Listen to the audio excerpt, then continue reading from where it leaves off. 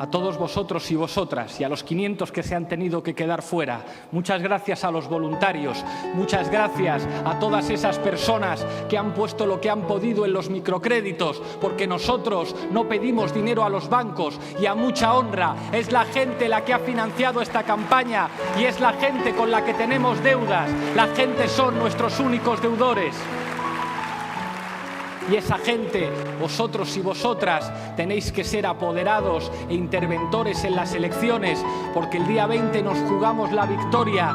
No puede haber una mesa electoral en el que no haya una apoderada, un apoderado de En Comú Podem, porque vamos a ganar, porque estamos muy cerca, porque estamos de remontada, porque las gentes nos van a llevar en volandas al cambio político en España y en Cataluña.